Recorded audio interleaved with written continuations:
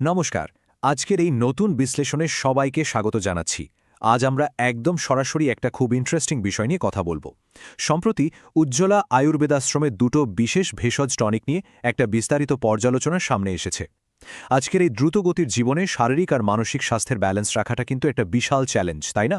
তো চলুন আর দেরি না করে ব্রেনোকন আর অ্যাসিকন নামের এই দুটো সিরাপ আসলে কি বলছে, এদের কাজটাই বাকি, সেটা একেবারে সহজ ভাষায় একটু গভীরে গিয়ে বোঝার চেষ্টা করি। আজকের আলোচনায় আমাদের মূল ফোকাস থাকবে কয়েকটা নির্দিষ্ট বিষয়ের উপর। প্রথমে আমরা দেখব মানসিক চাপের লক্ষণগুলো কি কি, এরপর আসবে আয়ুর্বেদিক সমাধানের প্রসঙ্গটা, তারপর ব্রেনোকন ব্রেন টনিক আর অ্যাসিকন ডাইজেস্টিভ টনিকের একদম খুঁটিনাটি নিয়ে কথা বলবো, এবং সবশেষে থাকবে এর সঠিক সেবনবিধি আর নির্দেশিকা। তো চলুন শুরু করা যাক। প্রথমেই আসছে ১ নম্বর বিষয়, মানসিক চাপের লক্ষণ এবং সমস্যাটা ঠিক কোথায় সেটা চিহ্নিত করা। আসলে সমাধানের খোঁজে যাওয়ার আগে তো সমস্যার একেবারে গোড়ায় পৌঁছানোটা দরকার, ঠিক কি না? উৎসতাতে কিন্তু মানসিক বিষণ্ণতা বা উদ্বেগের বেশ কিছু খুব সিরিয়াস উপসর্গের কথা তুলে ধরা হয়েছে।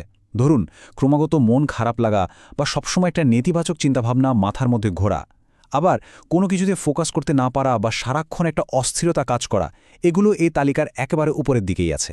এর সাথে চরম ক্লান্তি, কথা বলার গতি ধীর হয়ে যাওয়া, এমনকি সবসময় নিজেকে দোষী ভাবা বা আত্মহত্যার প্রবণতাও দেখা যেতে পারে। এই বিষয়গুলো শুনলেই বোঝা যায় মানসিক চাপ আসলে কতটা মারাত্মক রূপ নিতে পারে। এখন প্রশ্ন হল, এমনটা কেন হয়? আচ্ছা, উৎসটি অনুযায়ী এই সমস্ত মানসিক আর শারীরিক সমস্যার একদম মূল বৈজ্ঞানিক কারণ হল হরমোনের ঘাটতি। বিশেষ করে আমাদের শরীরে সেরোটোনিন আর ডোপামিনের মতো অত্যন্ত জরুরি কিছু হরমোন আছে, যেগুলোর মাত্রা কমে গেলেই এই বিষণ্ণতার লক্ষণগুলো অনেকটা অ্যালার্ম বেলার মতো বেজে ওঠে। এখানে একটা কথা খুব স্পষ্টভাবে বলে রাখা ভালো, সোর্স থেকে কিন্তু জোরালো পরামর্শ দেয়া হয়েছে যে এই লক্ষণগুলোর কোনো একটাও যদি কারো মধ্যে দেখা যায়, তবে দেরি না করে অবিলম্বে একজন চিকিৎসকের সাথে কথা বলা উচিত। এবার আসা যাক আমাদের ২ নম্বর বিভাগে, আয়ুর্বেদিক সমাধান এবং উজ্জ্বলা আয়ুর্বেদাশ্রমের কথায়। এতক্ষণ তো আমরা সমস্যার কথা শুনলাম। এবার উৎসটি এই মানসিক চাপের বিপরীতে যে সম্পূর্ণ প্রাকৃতিক সমাধানগুলোর কথা বলছে, চলুন সেগুলোতে একটু চোখ বোলানো যাক। এখানে সবচেয়ে ইন্টারেস্টিং ব্যাপারটা হলো, এই দুটো সিরাপের কাজের জায়গাটা কিন্তু একদম আলাদা। একটু খেয়াল করলেই দেখবেন, একদিকে রয়েছে ব্রেনোকন সিরাপ, যেটা সরাসরি আমাদের মানসিক স্বাস্থ্য, বিষণ্ণতা আর উদ্বেগের ওপর কাজ করে, মানে এটা হলো পুরোপুরি একটা ব্রেন টনিক। আর ঠিক অন্যদিকে অ্যাসিকন ফোকাস করছে আমাদের শারীরিক স্বাস্থ্য, রোগ প্রতিরোধ ক্ষমতা আর পেটের নানা সমস্যার উপর, অর্থাৎ এটা হলো একটা ডাইজেস্টিভ বা হজম সহায়ক টনিক। সোজা কথায় বলতে গেলে, একটা কাজ করছে মস্তিষ্ক নিয়ে আর অন্যটা অন্ত্র বা পেট নিয়ে। তো আমাদের ৩ নম্বর বিভাগটি হল ব্রেনোকন ব্রেন টনিক। এখন আমরা একটু গভীরে গিয়ে দেখব যে এই টনিকটার ভেতরে আসলে কি কি উপাদান আছে আর সেগুলো ঠিক কিভাবে কাজ করে। সোর্সের তথ্য অনুযায়ী এই ব্রেনোকন সিরাপে ব্রাহ্মী আর শঙ্খপুষ্পীর মতো বেশ কিছু পরিচিত আয়ুর্বেদিক ভেষজ মেশানো আছে। এগুলো কিন্তু সরাসরি মানসিক চাপ কমানো, মস্তিষ্ককে শান্ত রাখা আর স্মৃতিশক্তি বাড়ানোর ক্ষেত্রে বেশ কার্যকরী বলে দাবি করা হচ্ছে। এর পাশাপাশি রয়েছে বচ, যেটা নাকি বিষণ্ণতার বিরুদ্ধে লড়তে খুব ভালো কাজ করে। আর জটামাংসির কথা বলতে গেলে এটা একটা দারুণ শক্তিশালী অ্যান্টিঅক্সিডেন্ট হিসেবে কাজ করে, যা আমাদের মস্তিষ্ককে ক্ষতিকর ফ্রি র্যাডিক্যাল থেকে বাঁচায়। বুঝতেই পারছেন, এই সবকটি উপাদানের একদম সঠিক একটা মিশ্রণই কিন্তু একে একটা সলিড ব্রেন টনিক হিসেবে দাবি করার পেছনের মূল কারণ। এরপর আমরা চলে আসছি ৪ নম্বর বিভাগে, অ্যাসিকন ডাইজেস্টিভ টনিক। আচ্ছা, একটা কথা তো আমরা সবাই জানি, মন ভালো রাখতে গেলে পেটটাও ঠিক থাকা দরকার, তাই না? ঐতিহ্যবাহী আয়ুর্বেদ শাস্ত্রেও এই সুস্থ পরিপাকতন্ত্রের উপর জোর দেওয়া হয়েছে, আর এই টনিকের উপাদানগুলো দেখলে সেটা আরও স্পষ্ট হয়ে যায়। অ্যাসিকন সিরাপের উপাদানগুলোর দিকে একটু নজর দেয়া যাক। এখানে গুলংশ বা গুরুচি এবং চিরাতা আছে, যেগুলো শুধু যে হজম শক্তি বাড়ায় তা নয়, ইমিউনিটি বা রোগ প্রতিরোধ ক্ষমতা বাড়াতেও নাকি দারুণ সাহায্য করে। পিত্ত পাপড়ার নাম তো অনেকেই শুনে থাকবেন, কোষ্ঠকাঠিন্য দূর করতে এর বেশ সুনাম আছে। আবার ভৃঙ্গারাজ বদহজম বা পেটের গোলমালের জন্য বেশ পরিচিত। তবে সবচেয়ে চমকপ্রদ ব্যাপারটা কি জানেন?